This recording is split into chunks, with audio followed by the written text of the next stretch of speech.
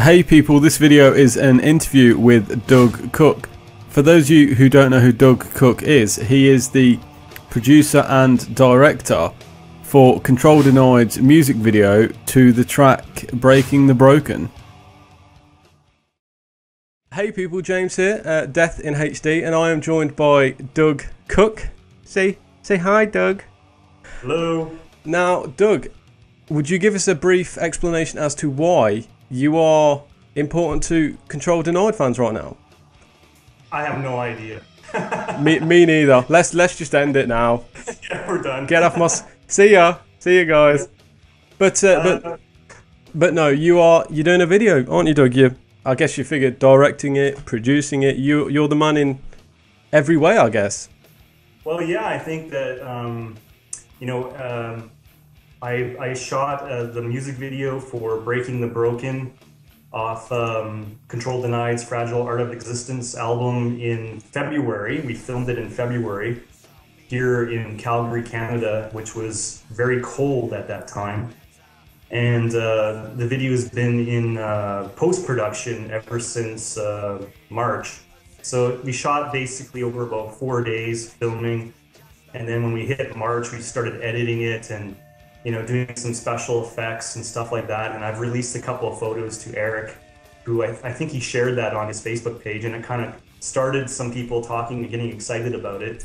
And I'm very excited about it, and it's one of these projects that, I think it's anticipated with some people because it's the first music video, I think, since A Philosopher, I think is what Eric said. Yeah.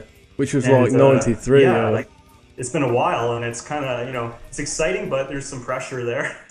So I'm excited about it. So. You've kind of surprised me a bit there, Doug. You've said it's in post-production, so the actual filming side was done months ago. Yeah, in February. So what are we talking, like it's a lot of sort of special effects and all this kind of thing, like? Yeah, there's a little bit of that. Like there's some special effects and stuff that's taking a long time, but I think the reason it's taking so long is because the people involved, including myself, are very independent artists, and we're investing a lot of our time and energy into making something special that isn't exactly, Death, the band is no longer there really, and Control Denied is kind of there, but it's basically trying to create something with not a lot of resources. Like I don't have the band to film. Sure, yeah. I'm trying to get people here in Calgary and outside of Calgary as well involved in the project that is kind of basically, volunteering their talents to make this work. And with that comes, we need more time. But it's getting close. So it's not necessarily really about everyone who's involved getting paid and this kind of thing, like.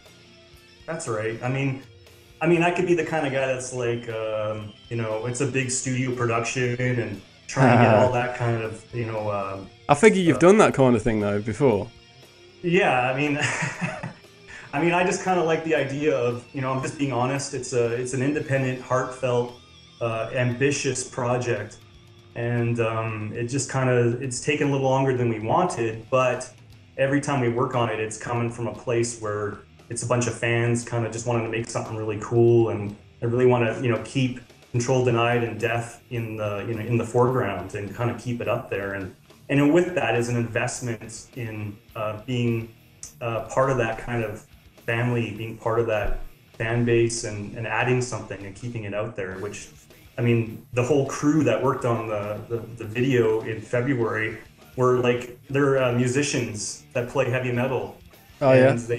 they wanted to help because they're just, Chuck and the band Control Denied and Death were a big part of their, growing up, and they're just like, wow, this is a chance for us, Calgarians to be part of something, and, let's go out there and do it. And I felt the same way. So, like I said, it's like a bunch of people that just really want to make something, but it's kind of, it takes that time, and, everybody's got day jobs, and everybody's working late at night.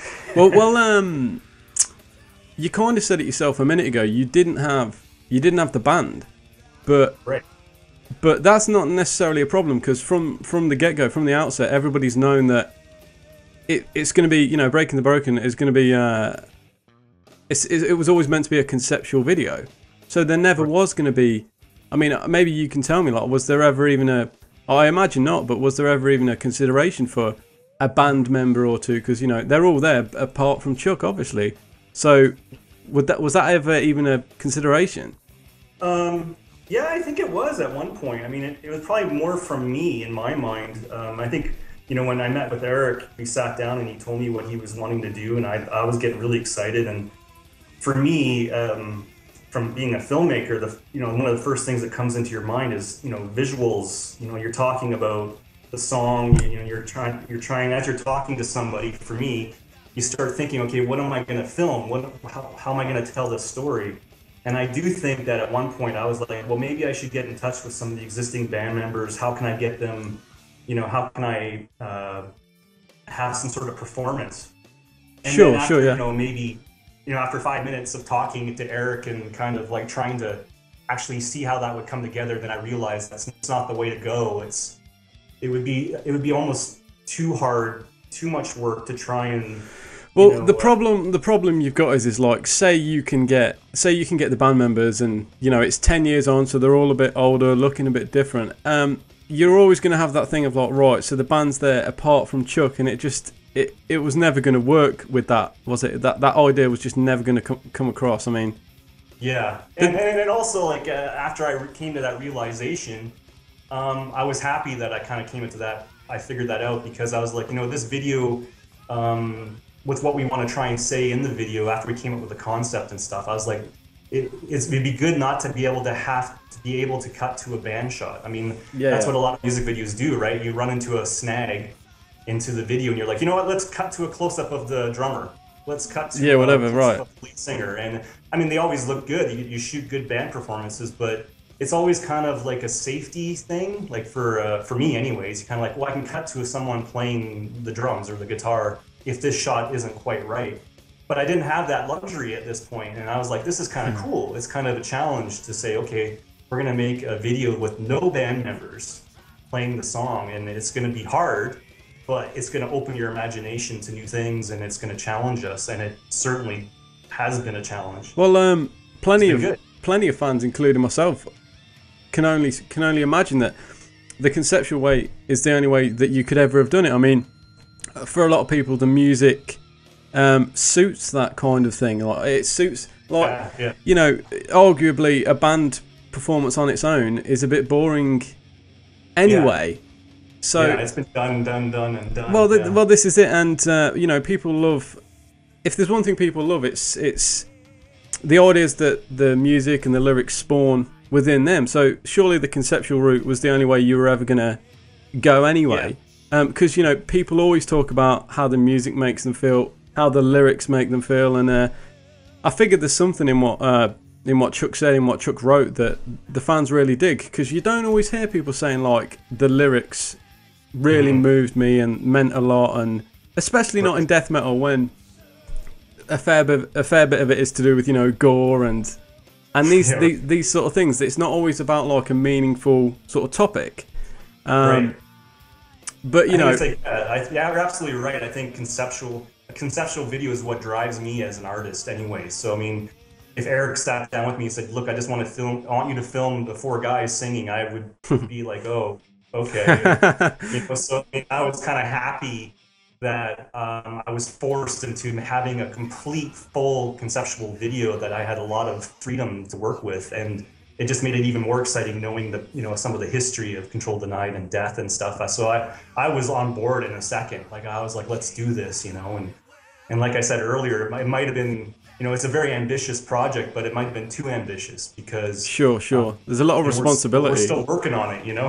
But that's a cool thing, right? Like, I'm excited about it, and I'm pretty sure the fans are going to think it's really cool and unique. Well, you explained it earlier, and it's quite interesting to me, and I figure it explains a lot for the fans as well. And that's that a lot of the people who are working on this, they're working on it after work, they're working on it for free. They've also got their individual projects. So when that's the group of people you've got making it, no wonder it's going to take some time. I mean, I'm sure there's plenty of fans who have been quite frustrated, saying like, "Where's the video?" Like, you lazy you lazy fucks, like what's going on? Like, yeah, no doubt. Yeah. I mean, you could have just came out and said like, this is how we're doing it. This is why it's taking this amount of time. And yeah, I'm gonna be honest with you, and just that, like you're absolutely right in that there's a lot of artists that are involved in this that are volunteering their time and such. But with that said, I'm really proud of the fact that I stepped into this not with that perspective. I stepped into it like this is a big job. It's a serious video, and when I've been keeping track of hours of everybody, including myself, and it's a full-on huge budget video when it comes to people's talents and time and energy. It's just not necessarily that's the kind of money we threw on the table. It's an invested people's invested interest and sweat equity, I guess you could call it, sure, yeah, into the project. So I mean, it's a great video. It looks like it's a project that was funded, and it was funded through people. So I mean, and I like that. I mean, I wouldn't be able, if I did this my whole career, I wouldn't be able to make a living off of it. But once in a while, doing it like this is really refreshing, and it's a different way of working because the people you surround yourself are doing it not for a paycheck. They're doing it because they enjoy working with you or others, and they really like the band, and they understand what you're trying to achieve, and they like to be part of something unique. And if anything, I made a lot of friends through it, and I've seen some people helping each other out in certain ways that is kind of, I don't want to be emotional, but it's like bringing people together. It's sure, yeah. Like on a film set, or I'm sure it's the same when you're recording an album. I'm not a musician myself, but when you're sitting in a recording studio and you're surrounded by your band members and crew members and technicians, and they're all working in a synergy, and they're all there on a certain mission, and things start to flow. It's almost like a family kind of thing. Yeah, and I mean, we got that, and it's been through various stages. It's been through my initial conversations with Eric and others, and then the shooting of the video, and now the editing and the special effects. It's all these neat people coming together, and a lot of questions, and so I figure that kind of thing. I figure based on what Eric has hinted at, this video really is going to be. It really is on a cinematic scale. It does stand up to anything else. It really is, there. Yeah, it is very cinematic. I mean, the way I shot it was.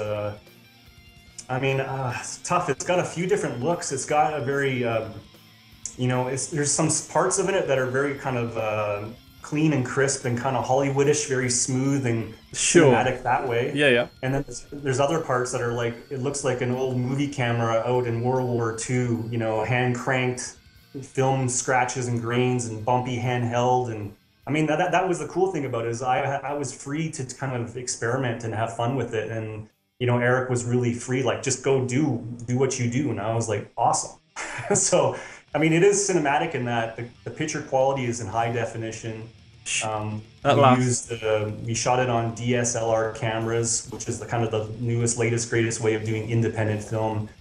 And we shot outside in the Canadian winter. I mean, it was freezing. I mean, there's stories behind that too. But I mean, we captured most of the video very naturally. So in terms of cinematic, it's like almost like a National Geographic kind of out in the wilderness, cold wind, snow, sleet. And it kind of captured that cinematic epic feeling. And actually I'm referring it to the video as my little epic.